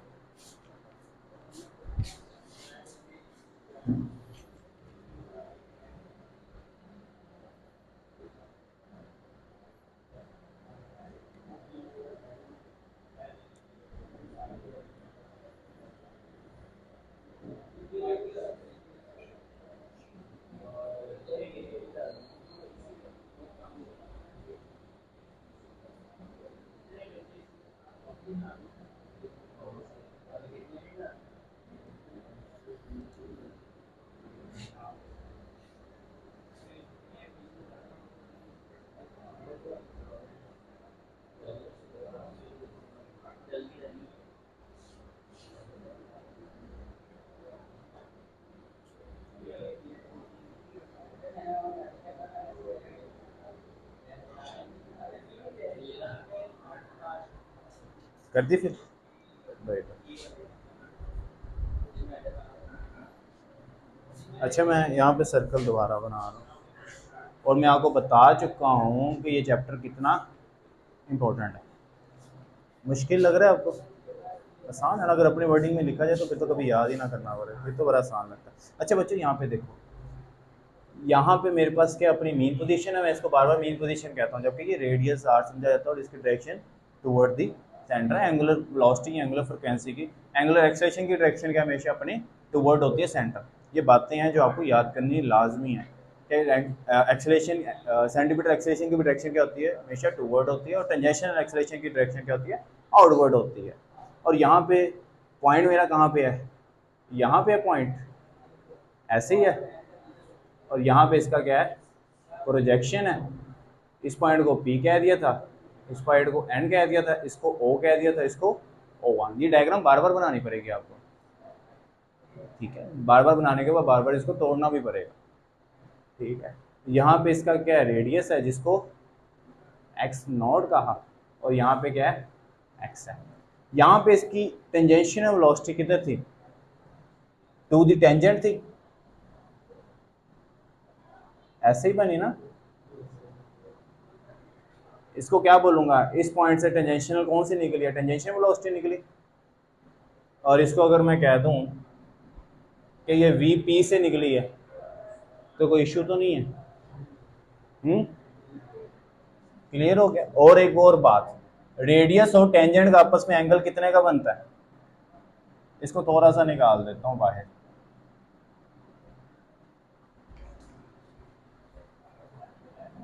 इस पॉइंट को और इसको थोड़ा सा प्रोजेक्शन आने के लिए मैं निकाल देता हूँ बाहर, ठीक है, ट्राइंगल पूरी करने के लिए। ये थोड़ा सा बाहर रेडियस से निकला, ये है नहीं, ये थोड़ी सी ट्राइंगल। और डी पॉइंट भी क्या करता हूँ, थोड़ा सा बाहर निकाल, डी पॉइंट सर्कल पे था, मैंने डी पॉइंट को क्या कर दिया, थोड़ा सा बाहर निकाल दिया, सिर्फ ट्राइंगल पूरी करने के लिए। आपको पता है प्रोजेक्शन हम यूज़ करते हैं। तो VP था, यहाँ पे क्या हुआ मेरे पास, P हुआ। यहाँ पे एक बात देखो, टेंजेंट का और रेडियस में आपस में एंगल कितना बन रहा है, इसको मैं खत्म करता हूं तो कितने का बन रहा है, हमेशा 90 डिग्री का बनता है। याद रखना, टेंजेंट एंड रेडियस का जो एंगल बनता है वो हमेशा 90 डिग्री का बनता है। अब बॉडी यहां से जाने के बाद इस पॉइंट से आगे की तरफ मूव करेगी, यानी कुछ थीटा आगे मूव करेगी। यहां पे पहले कुछ थीटा बना के आई हुई थी, यहां पे जितना उसने कवर कर लिया वो क्या हो जाएगा, आगे वाले के साथ माइनस हो जाएगा। जब यहाँ पे पहुंचेगी तो पिछला एंगल क्या हो जाएगा, माइनस हो जाएगा। बॉडी ऐसा काम करेगी। तो यहाँ पे जो होगा, यहाँ से लेके जो एंगल बनेगा, यहाँ पे एंगल कितना होगा, कोई बता सकता है आपको कि यहाँ पे एंगल सर इतना होगा जितना उसने पिछला, क्योंकि यहाँ से लेके यहाँ तक का एंगल कितना है, 90 डिग्री। यहाँ से लेके यहाँ तक का एंगल कितना है, 90 डिग्री। तो मैं सिर्फ इस पॉइंट का एंगल पूछूं तो कितना होगा, यहाँ से यहाँ तक का एंगल, क्योंकि बॉडी ने यहाँ से फॉरवर्ड मूव करना है, पिछला नहीं मूव करना, तो पिछला एंगल काउंट भी नहीं हो सकता। तो यहाँ से लेके यहाँ तक का एंगल कितना होगा, आप कहोगे सर जितना उसने पिछला कवर कर लिया उससे माइनस कर दो, बाकी जो बचेगा उसका टोटल 90 है ना। अगर 90 में से उसने, मैं कहता हूँ इतना आएंगे, उसने 30 कवर कर लिया तो पीछे क्या बचेगा, पीछे कितना कवर करने का बच जाएगा। अगर मैं कहता हूँ उसने 70 कवर कर लिया तो पीछे उसे 90 तक जाने के लिए कितना कवर करना पड़ेगा, यहाँ से लेके यहाँ तक उसने अपना एंगल कवर कर चुका है। अब यहाँ से उसने 90 की तरफ जाना है, अपनी एक्सट्रीम पोजीशन की तरफ जाना है। तो आप कहोगे सर अगर मैं 90 से उतना ही एंगल माइनस कर दूं तो वो कितना आ जाएगा, एक नया एंगल आ जाएगा। क्लियर है? तो यहाँ पे ये डायग्राम को मैं ब्रेक करके यहाँ पे लाता हूँ। डायग्राम ब्रेक क्या हुई है, ये पार्ट और ये पार्ट। ये पार्ट क्या था, VP, ये पार्ट क्या था, V, ये पार्ट क्या था, N, ये पॉइंट था, वर्टिस था इसका D, और ये वर्टिस था P1 या P। क्लियर है? और जो यहाँ पे जो एंगल था, क्योंकि ये अपने फॉरवर्ड एंगल था, तो यहाँ पे कितना बना था, 90 माइनस थीटा। क्लियर है? अब यहाँ पे भी पैथागोरस नहीं, ट्रिग्नोमेट्रिक रेशियो लगाओ। लगाओ ट्रिग्नोमेट्री रेशियो, तो क्या बनेगी, परपेंडिकुलर ओवर थीनियस। तो यहाँ पे क्या बन रहा है, साइन फाइव बन रहा है। मैं डायरेक्ट पुट कर दूं v ओवर, तो यहाँ पे मैं पुट कर दूं फाइव की वैल्यू, फाइव की वैल्यू क्या है,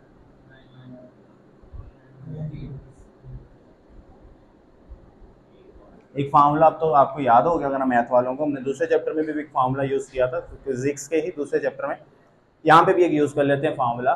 वो फार्मूला है जी हमारे पास साइन अल्फा माइनस बीटा, तो क्या बनता है, sine alpha cos beta minus cos alpha sign beta. जब मैं ये फार्मूला यहाँ पे यूज करूंगा तो साइन 91 होगा, तो कोस क्या आ जाएगा, कोस थीटा क्या आ जाएगा, v over v p. Clear है, थोड़ी सी आपको नहीं समझ आई होगी यार, लेकिन ये दूसरे चैप्टर में मैंने समझाया था। तो जो चीज़ जो मैथ से रिलेटेड होती है ना, उसको बहुत ज़्यादा समझने के लिए इतनी डीप जाने की जरूरत नहीं है। तो मैंने तभी यहाँ पे वो फार्मूला नहीं लगाया, मैंने यहाँ पे डायरेक्ट लिख दिया sine 90 minus theta is equal to क्या है। मैं उस फार्मूले को ड्राइव करता तो 4-5 स्टेप और हो जाने थे, तो वो पता नहीं नेक्स्ट फिर भूल जाने। तो अब से एक छोटे सी पॉइंट ही याद कर लो कि साइन 90 माइनस थीटा किसके इक्वल होता है, कोस थीटा। आया कहाँ से, उस फार्मूले से है। वो फार्मूला कहाँ से है, वो मैथ वाले समझा सकते हैं, हमारा कोई ताल्लुक नहीं है। चलो, cos theta is equal to v over vp. तो यहाँ पे वेलोसिटी किसके इक्वल आ जाएगी, वीपी cos थीटा। क्लियर है, हाँ यार, इसका क्वेश्चन आंसर क्लियर, बातें समझ आती हैं आपको मेरी, वाकई। अच्छा, अब आगे चलते हैं, वीपी को ड्राइव करते हैं। V is equal to r omega कौन कौन जानता है, हाथ खड़ा कर, वैसे बताते हैं, जानते हैं आप लोग, v is equal to r omega जानते हैं। तो यहाँ पे रेडियस किसको रिप्रेजेंट हो रहा था, ठीक है, और जो ये वी है ये कहाँ पे आएगा, वीपी पे, क्योंकि लीनियर वेलोसिटी का था। तो यहाँ पे मेरे पास क्या आ गया, v is equal to x not omega cos theta. अब मैं जब यहाँ पे एंगल पुट करूंगा ना, तो सिंपल हार्मोनिक मोशन सेटिस्फाई नहीं होता। जब मैं यहाँ पे एंगल पुट करूंगा ना, तो सिंपल हार्मोनिक मोशन सेटिस्फाई नहीं होता, क्योंकि हमें पता है मेन पोजीशन पे क्या होनी चाहिए, डिस्प्लेसमेंट 0 होना चाहिए, वेलोसिटी मैक्सिमम होनी चाहिए, और ये मैं बताता हूँ कि वेलोसिटी मैक्सिमम होनी चाहिए यहाँ पे, क्योंकि एंगल कोस थीटा से रिलेटेड पुट करूंगा तो वो फंक्शन सारे चेंज कर देगा। तो मुझे इधर कोस थीटा की वैल्यू फाइंड करनी पड़ेगी, बस यहीं पे एडिशन है, एक्सेलेरेशन पे एडिशन नहीं होगा, सिर्फ इस पे एडिशन है। यहाँ पे हमें कोस थीटा की वैल्यू फाइंड करनी पड़ेगी, और कोस थीटा की वैल्यू मैं वहीं से फाइंड करूंगा। आ रही है समझ, चलो जी। बाकी डेरिवेशन को बेटा मैं रेज करता हूँ, इस डायग्राम को भी मैं रेज कर देता हूँ, cos थीटा की बेटा वैल्यू लेने लगा हूँ। प्रीवियस जो डायग्राम थी वहां से मैं इधर cos थीटा की वैल्यू लूंगा। प्रीवियस डायग्राम थी ये, और एक ये मेरे पास n और ये मेरे पास क्या है, p है, ये मैंने फाइंड करना है। ये मेरे पास x था, ये मेरे पास x नॉट है। क्लियर है, यहाँ पे cos थीटा किसके इक्वल होता है, कोई बता सकता है cos थीटा किसके इक्वल होता है, बेस ओवर हाइपोथेनियस, बेस ओवर हाइपोथेनियस। यहाँ की बेस क्या है मुस्तफा, जल्दी बताओ, क्या NP होगी, और यहाँ का हाइपोथेनियस क्या है, x नॉट हो गया। और यहाँ पे cos थीटा, दोबारा क्यों रिपीट कर रहा हूँ, तो बेस फाइंड करने के लिए क्या करना, अगर मेरे पास ट्राइंगल की दो वैल्यू गिवन हो तो थर्ड वैल्यू को कौन सा फॉर्मूला लगा सकते हैं, पैथागोरस लगा सकते हैं। दो वैल्यू गिवन है, पैथागोरस लगा सकते हैं। तो using the Pythagoras theorem, using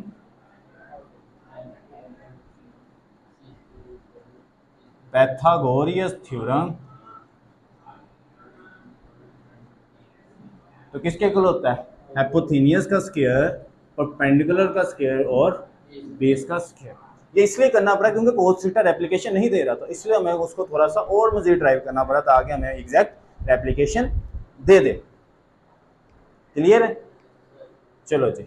यहाँ पे मेरे पास क्या आ गया, हाइपोथेनियस क्या है मेरे पास, एक्स नॉट का स्क्वायर, परपेंडिकुलर क्या है, एक्स का स्क्वायर, बेस क्या है फाइंड करनी है, ये हो गया मेरे पास एन पी का स्केयर, यहाँ पे माइनस हो जाएगा तो एक्स नॉट का स्केयर माइनस एक्स का square is equal to n p का स्केयर। और यहाँ पे एन पी का स्केयर खत्म करने के लिए क्या करना पड़ेगा मुझे, ये रेज कर दूँ डायग्राम, मैं लिखा हुआ आपको दे दूंगा अपने हाथ का, इतने अच्छे सर मिलने हैं आपको, अभी तो मैंने लिखना है इसको। यस, तो ये क्या आ जाएगा, एक्स नॉट का स्केयर माइनस एक्स का square under root, both side ले लूंगा तो इसका अंडर रूट कट जाएगा।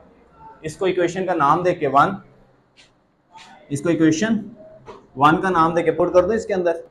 जब मैं इसके अंदर पुट करूंगा तो क्या आएगा मेरे पास, cos theta is equal to x not का स्केयर माइनस एक्स का square divided by, clear, put हो गया। और इसको इक्वेशन टू कहता हूँ, वन इक्वेशन वो पुरानी रखता हूँ तो इसको कर देता हूँ पुट इन वन। और वो वन इक्वेशन कौन सी थी हमारे पास, v is equal to v p, नहीं वी पी नहीं था, एक्स नॉट ओमेगा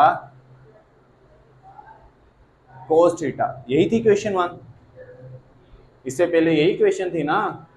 जब इसके अंदर पुट करूंगा तो क्या निकलेगा, v is equal to x not omega cos theta, किस क्या वैल्यू है, कोई चीज कट रही है यहाँ पे,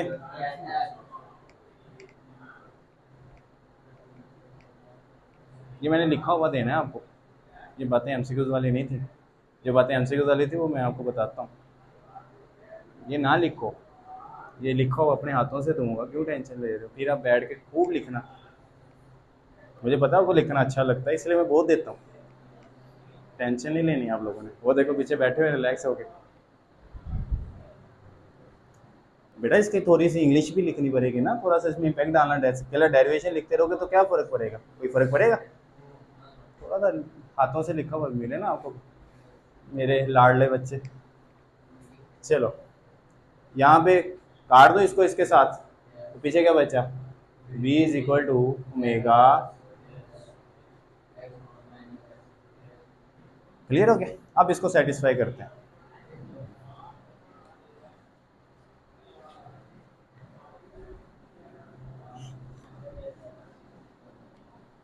अब इसको सेटिस्फाई करते हैं, मैं इसको यहाँ पे रखता हूँ, v is equal to omega x not का स्केयर माइनस एक्स का स्केयर, मीन पोजीशन पे x क्या होता है, मीन पोजीशन पे x क्या होता है, जीरो। तो यहाँ पे मैं लिखता हूँ at mean position x is equal to क्या है, जीरो, तो मैं v is equal to omega x not का स्केयर माइनस जीरो का square, v is equal to omega x not का square under root v is equal to x not omega. तो mean position पे velocity क्या होगी, हैं वाकई नींद आ गई है, मैक्सिमम नहीं होगी, तो एट मैं एक्सट्रीम पोजीशन पे देखता हूँ वेलोसिटी, तो यानी डिस्प्लेसमेंट की उल्ट चल रही है, डिस्प्लेसमेंट जो होता था वो उसका उल्ट चल रहा है। तो एट एक्सट्रीम पोजीशन पे एक्स किसके इक्वल आ गया था, एक्स नॉट के, तो जब मैं यहाँ पे पुट करूंगा v is equal to omega x not का स्क्वायर माइनस एक्स नॉट का स्क्वायर, तो यहाँ पे क्या बचेगा, ओमेगा जीरो, और यहाँ पे क्या बचेगा, जीरो। क्लियर है, क्लियर है, क्लियर है। बड़े सुस्त बच्चे हैं मेरे यार, बोलते नहीं है। मुझे प्यास लगती है, पानी का भी नहीं पूछते, एक तो पानी पिला दे। अब क्या फाइंड करना है, इसका लास्ट पार्ट, नहीं in term of omega, instantaneous नहीं है। हाय, मैं इसकी डायग्राम रट के आया ताकि सेम बन जाए। थका दिया बच्चों आप लोगों ने।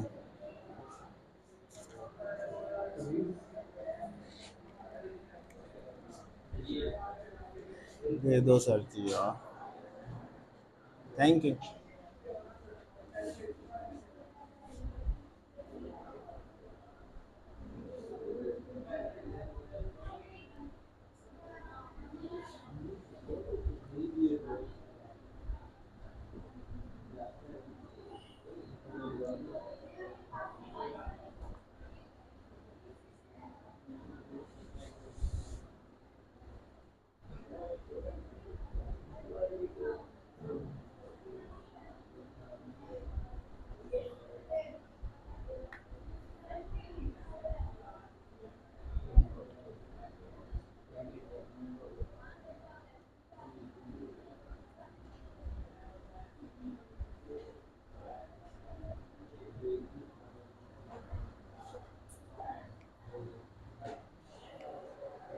एक्सेलरेशन इन टर्म ओमेगा बेटा बहुत आसान है। एक्सेलरेशन लेना है आपको, सिर्फ सेंटीमीटर एक्सेलरेशन के बारे में पता होगा। सेंटीमीटर एक्सेलरेशन का हमने 5c इक्वल टू क्या था mv का स्क्वायर, उसमें हमने क्या निकाला था फार्मूला, जो एक्सेलरेशन था सेंटीमीटर एक्सेलरेशन था, हमने उसका फार्मूला क्या निकाला था, क्या निकाला था, आर ओमेगा का स्क्वायर, ऐसे ही निकाला था ना।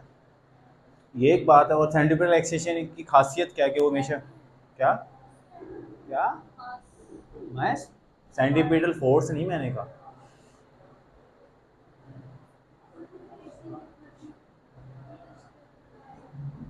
तो निकालो ड्राइव करो। v इज टू किसके, मैं आदत तो होती है कि सारा कुछ मुझसे, अगर सब कुछ मुझसे ड्राइव कराना है तो फिर बैठ जाओ, अभी सुनूंगा पीरियड के बाद, पीरियड के बाद सुनूंगा। हाँ ले आओ। हमेशा ये टू वर्ड होता है, ठीक है। इसकी भी डायग्राम मैं ब्रेक करता हूँ, डायरेक्ट डायग्राम ब्रेक करता हूँ यहाँ से। जब इस पॉइंट पे था, बॉडी इस पॉइंट पे थी, बॉडी इस पॉइंट पे थी, बॉडी इस पॉइंट पे थी, और इसका ये था, और इसका प्रोजेक्शन ये था, ठीक है। यहाँ पे डी था और यहाँ पे ई था। एक पॉइंट को डिस्कस कर लिया ना, अब आप हर पॉइंट को डिस्कस कर सकते हो। पता है यहाँ पे भी होगी ना, तो उसी के रेप्लिकेशन यहाँ पे आ जाएगा रिवर्स पोजीशन पे, ठीक है। तो इसलिए एक ही पॉइंट काफ़ी होता है किसी भी पॉइंट को डिस्कस करने के लिए, ठीक है। O1 P और P1 यहाँ पे टेंजेंशियल कहाँ था, आउटवर्ड, लेकिन सेंटीमीटर एक्सेलरेशन कहाँ होगा इसका, डाउनवर्ड। तो AC को मैं AP लिख दूं, और इसका एक्सेलरेशन क्या होगा, लीनियर, भी डाउनवर्ड। क्लियर हो गया, ये इसका प्रोजेक्शन है, इसी वजह से साथ आ गया। आई समझ। तो तो तो तो तो ये किसके इक्वल हो गया, फिर साइन थीटा के इक्वल हो गया, और यही x है और यही, हाँ साइन थीटा नहीं हो गया, मुझे तो ना कंफ्यूज करो। A over A P, A is equal to किसके इक्वल आ गया, ए पी साइन थीटा। तो यहाँ पे एक बात समझ आ रही है, जो डिस्प्लेसमेंट दे रहा था वही क्या देगा, एक्सेलरेशन ही दे रहा। डिस्प्लेसमेंट जहाँ जीरो था वहाँ एक्सेलरेशन क्या होगी, जीरो होगी, और डिस्प्लेसमेंट जहाँ मैक्सिमम था वहाँ क्या होगी। इसकी कंक्लूजन निकालूंगा, एमसीक्यू उसके तक पूछ सकता है ना, वो बोर्ड वाले भी बहुत सियाने होते हैं, कोई भी बात पूछ सकते हैं। यहाँ तक समझ आ गई। अगर मैं साइन थीटा को खत्म करूँ तो हमने फाइंड किया हुआ था साइन थीटा किसके इक्वल था, एक्स ओवर एक्स नॉट के, पहली टर्म में भैया इस वजह से आज ही क्लियर किया था, आगे आज ही बातें आपको पता हो। तो साइन थीटा किसके इक्वल था, एक्स, पहला इंस्टेंटेनियस डिस्प्लेसमेंट याद करो, उसमें हमने यही किया था। तो यहाँ पे मेरे पास आ गया A is equal to A P sine x over x not, और यहाँ पे मैं क्योंकि लिख कुछ नहीं रहा, सिर्फ ड्राइव कर रहा हूँ, मैं लिखा हुआ आपको दे दूंगा। तो यहाँ पे अगर AP की वैल्यू पुट करना चाहूँ, AP यहाँ पे क्या है, सेंटीमीटर एक्सेलरेशन नहीं है, तो क्या वैल्यू आएगी, R की जगह एक्स नॉट ओमेगा का स्क्वायर एक्स ओवर, अगर इसको कांस्टेंट रखूं तो क्या होगा,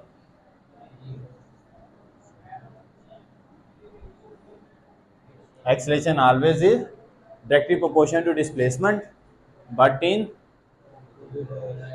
ऑपोजिट डायरेक्शन। आज के लिए इतना ही, अभी इतना नहीं, अभी तो बातें चलनी है। चलो कंक्लूजन छोटा सा निकालते हैं।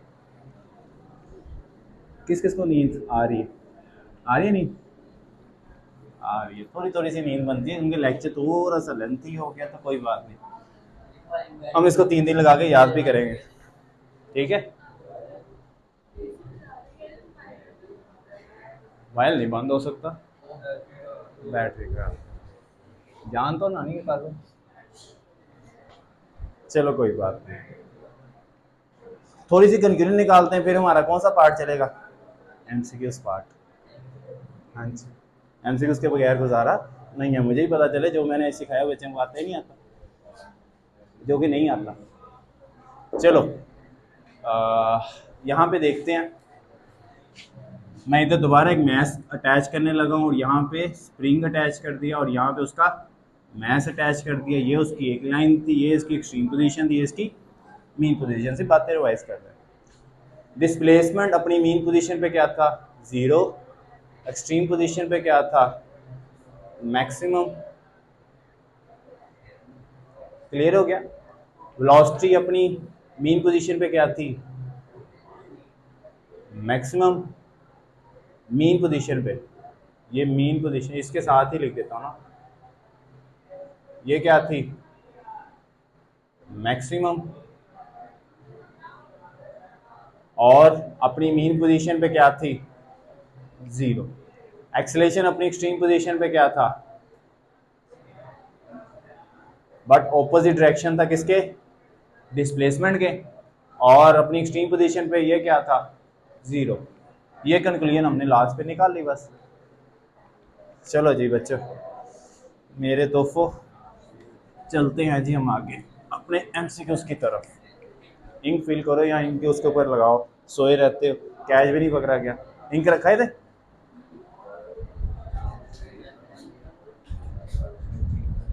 हाँ मार्कर को उसकी साइड चेंज करो। पहला ही एमसीक्यूज,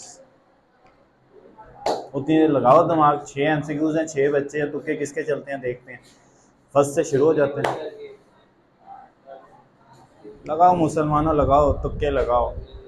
आज इतना कंसेप्ट दिया है मैंने, फिर भी लगाओ तुक्के। और कोई नहीं बोलेगा, एक एक 6 ही एमसीक्यूज हैं, 60% है। लगा दो तुक्का, यहाँ पे तुक्के चलने, टेंशन ना लो, अगला भी तुक्का ही आना है।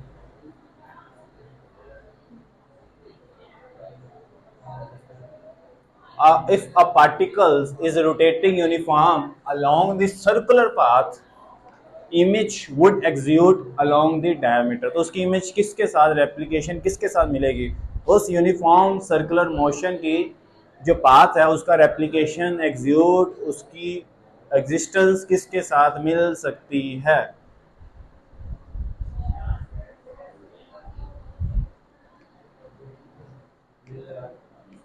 C option. जी बच्चों ये आज टॉपिक इसी के ऊपर था, तो हमें कोई और चीज़ सोचने की ज़रूरत ही नहीं थी। तो सिंपल हार्मोनिक मोशन क्या था इसका, बस करो, तुम क्या कर रहे हो, बस भरी गई है।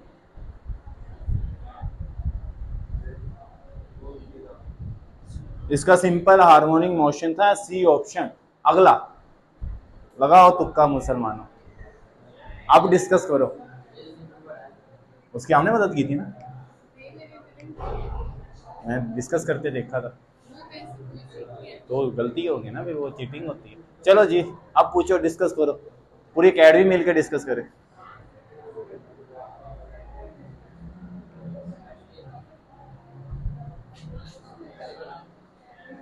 नहीं होगा, टाइम वेस्ट करने का कोई फायदा नहीं, मैं इसको एक कर लेता हूँ। मैं कह रहा हूँ नहीं होगा, मुझे अपने बच्चों का पता है।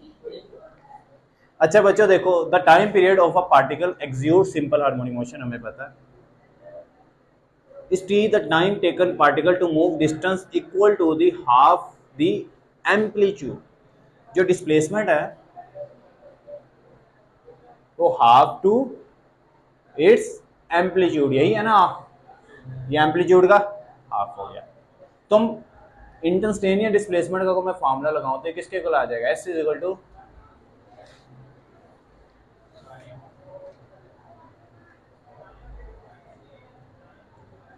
इसकी वैल्यू पुट करूं तो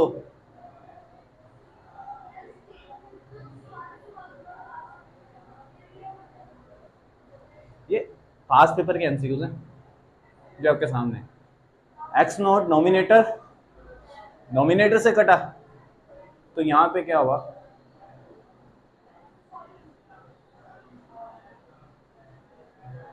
अभी बैठ के यही तो सोल्व कर रहा था मैं, जब मैंने पूछा था कि साइन इनवर्स लूं तो किसके को आ जाएगा,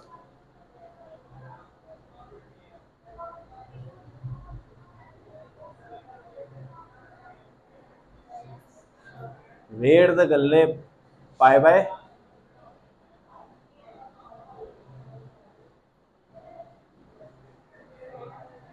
आई समझ यहां तक। आगे देखो ओमेगा की वैल्यू क्या थी, 2 pi over T pi by 6 2 pi over T, और ये क्या आ गया, ये पूरी टर्म्स उधर लेके जानी हो तो कैसे जहाँ लेके जानी पड़ेगी।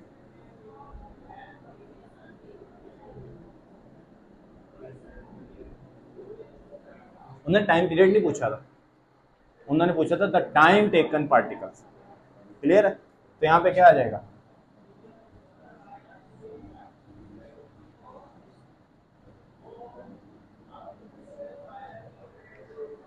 हाँ जी 6 आया आंसर। अच्छा 5/6, इसका क्या आंसर आया,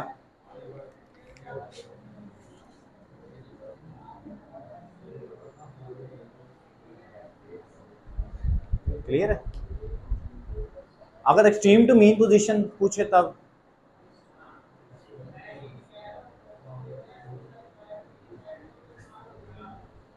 जीरो हो जाएगा ना, डिस्प्लेसमेंट मीन पोजीशन पे क्या होता है, जो कुछ मर्जी कर लो, जो कुछ मर्जी पुट कर लो, एनी टेंशन। तो यहाँ उसने तभी लिखा था कि मीन टू एक्सट्रीम पोजीशन जा रहा है, तो अगर एक्सट्रीम टू मीन पोजीशन जाए तो displacement zero, x not divided by 2 कर दो, एक्स की जगह तो 2 तो जाके मल्टीप्लाई आ जाएगा, तब भी टाइम क्या आ जाएगा। आगे समझ आ रही है, समझ तुम्हें, वाह।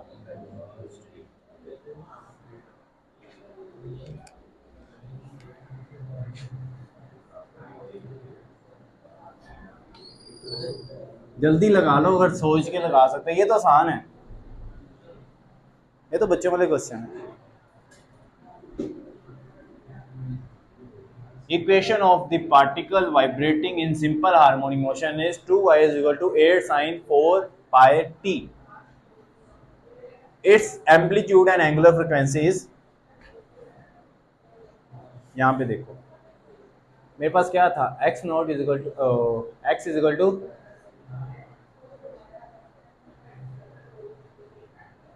बस इसके साथ कंपेयर कर लो। अगर मैं इसको इतने पार्ट से कंपेयर करूँ, ये और ये, ओमेगा को किससे रिप्लेस कर दिया उन्होंने, तो मैं कह सकता हूँ कि ओमेगा की वैल्यू क्या थी, और एंगुलर फ्रीक्वेंसी का यूनिट क्या बताया था मैंने, रेडियन पर सेकंड। तो यहाँ पे दो ही बचते हैं, ये रेडियन पर सेकंड तो नहीं दिया, रेडियन पर सेकंड, ठीक है। हर्ट्ज यूनिट नहीं हो सकता, ये तो चला गया, नन भी नहीं हो सकता, ये तो चला गया, पीछे क्या बचा, ये आंसर है, ये आया, दिया है ना, 4 पाई आया ना मेरे पास, इधर ही हो गया। लेकिन हम फिर भी ये 4 सेंटीमीटर भी सेटिस्फाई कर लेते हैं। हमारी समझ एमसीक्यू जितनी जल्दी सोल्व हो सके, एक तो सेटिस्फाई हो गया ओमेगा, वो आ गया 4 पाई, बी ऑप्शन तो एग्जैक्ट 100% ठीक हुआ। सी आगे तो जाने की जरूरत ही नहीं थी, जो यूनिट गलत, जो गलत है हमेशा वो ऑप्शन निकाल दिया करो। दो कंफ्यूजन थे, दो कंफ्यूजन नहीं थे, तो जाते मैंने कंफ्यूजन जिनमें नहीं थी वो तो निकाल दिए, आंखें बंद करके निकाल दिए। यहाँ पे कंफ्यूजन थी, यहाँ पे रखा। क्लियर हो गया। अब देखो एक्स को किसके साथ रिप्लेस किया, 8 के साथ, और एक्स को किसके साथ रिप्लेस किया, तो अगर मैंने इसको x करना हो, इस पूरी इक्वेशन को क्या करना पड़ेगा, 2 पे divide, y is equal to 4 sine 4 pi t, इसको मैं रिमूव करूं, क्या है, अगर मैं इस पूरी इक्वेशन को 2 पे डिवाइड करूं, ये इक्वेशन नहीं बनेगी, नहीं, तो यहाँ पे x नोट किसके इक्वल आ जाएगा, 4 के इक्वल आ गया। तो यहाँ पे इन्होंने एम्पलीट्यूड ही पूछा था, अगर डिस्प्लेसमेंट पूछते तो 1 के इक्वल, एम्पलीट्यूड पूछा तो किसके इक्वल आ गया। क्लियर। चलो जी उमर जरा, दोनों गर्ल्स तो फेल होगी, एक गर्ल्स पास होगी है, दोनों फेल हो बेटा, मैं क्या करूं। चलो हाय, बड़ा आसान है बेटा। अगर the velocity of a particle undergo simple harmonic motion is v at mean position if the amplitude is double, mean position पे एम्पलीट्यूड क्या कर रहे हैं, डबल कर रहे हैं, तो वेलोसिटी एट मीन पोजीशन क्या हो जाएगी, एम्पलीट्यूड डबल कर रहे हैं, मीन पोजीशन पे मेरे सिर्फ फार्मूला ले लो। मीन पोजीशन में फार्मूला क्या था, एक्स नॉट ओमेगा क्या था, डायरेक्टली प्रोपोर्शन एक्स नॉट कह दूं, एक्स नॉट डबल कर रहे हैं, 2 टाइम कर रहे हैं, तो ये भी क्या हो जाएगा, क्योंकि आपस में क्या है,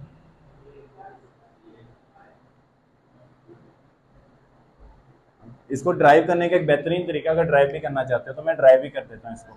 v is equal to x not omega, v is equal to 2x naught omega, v is equal to 2x naught omega की वैल्यू क्या आ जाएगी, v के प्राइम की इक्वल आ जाएगी, एज अ v कंसिडर जाएगी, तो क्या आ गया, v is equal to, clear. ऐसे कर लो, यहाँ वो डायरेक्टली प्रोपोर्शन के साइन से कर लो, आपकी मर्जी। आगे चलूँ, मुश्तिबा मुश्तिबा इतना आसान,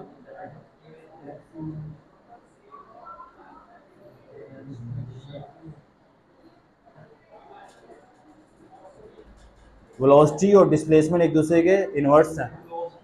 हाँ तो मैक्सिमम एक्सेलरेशन मैक्सिमम हुआ यानी डिस्प्लेसमेंट मैक्सिमम हुआ, तो डिस्प्लेसमेंट मैक्सिमम हुआ तो वेलोसिटी क्या होती है, यार बताओ, मैंने ये बोला था, मैंने ये इधर इतना समझाया था, इतना लिखा था, कौन से ये मैंने ये जो बातें लिखी थी, ये बातें कही थी मैंने, 1 2 3 फिर 1 2 3 फिर 1 2 3 बातें लिखी थी, वो क्या लिखी थी, कंक्लूजन पे क्या लिखा था, किस पे, मीन पोजीशन पे v इक्वल टू क्या पूछा था, 0, तो एक्सेलरेशन क्या होता है, डिस्प्लेसमेंट क्या होता है अपनी मीन पोजीशन पे, मैंने मीन पोजीशन पे v क्या लिखा था, हाँ जी शुक्र है, हाँ किसी ने लिखा है मेरा वो पार्ट, ए दोबारा देखना जाके वीडियो, यही चीज नहीं लिखी, बाकी हर चीज लिखी। क्या यार बात करते हो, ये इसकी मीन पोजीशन है, ये इसकी एक्सट्रीम पोजीशन है, ये इसकी एक्सट्रीम पोजीशन है। मीन पोजीशन पे जो x होता है 0, जो a होता है वो 0, v क्या होता है, एक्सट्रीम पोजीशन पे x होता है मैक्सिमम यानी एम्पलीट्यूड पे, a भी होता है मैक्सिमम बट ऑपोजिट डायरेक्शन, और v क्या होता है वेलोसिटी। स्पीड की बात करते तो कांस्टेंट रहनी थी, अगर मैं इधर वेलोसिटी की बजाय स्पीड पूछता तो कांस्टेंट रहनी थी, यहाँ पे भी अपनी क्या होता है,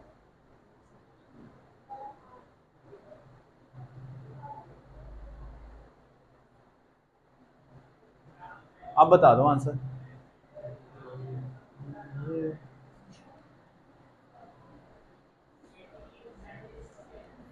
ऐसे ही पहले लिखा था, गारंटी ले लो, खुदा इतना आसान, सबसे आसान उदा को आया, उदा के तुक्के भी बहुत मशहूर हैं, वैसे लगा दे तुक्का, मैं इसको सुनूंगा आके, अभी आपके पास आ गया, खुदा